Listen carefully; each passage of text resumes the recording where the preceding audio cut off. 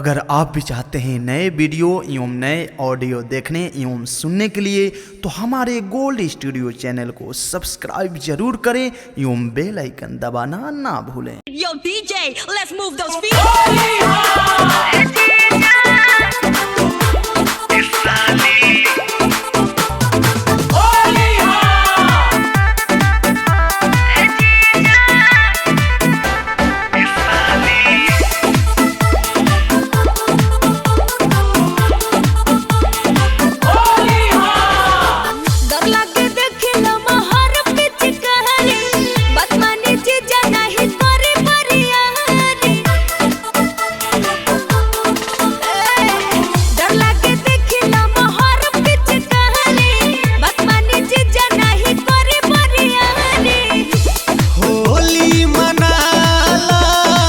अच्छा रंग लगावालो का मजा भेटाए लागी हो।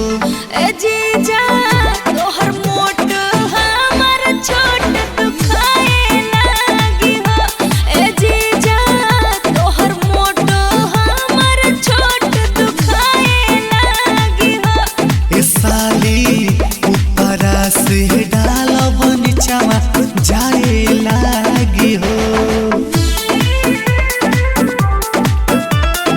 Music by Abhishek Gupta.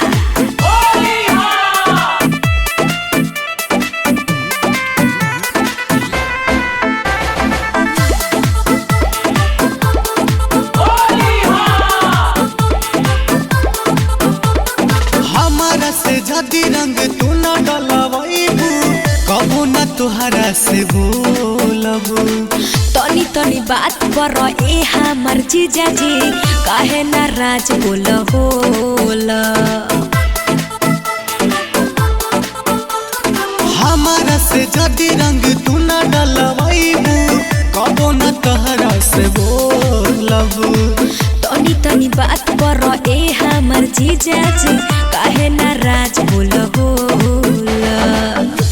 मिसे दगलिया फिर के हाँ से दलालिया मन पानी आए लागी हो।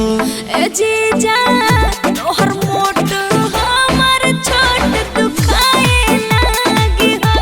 ए जीजा तोहर मोट हमर छोट दुखाए लागी हो। ए साली ऊपरा से डालब नीचवा जाए लागी हो।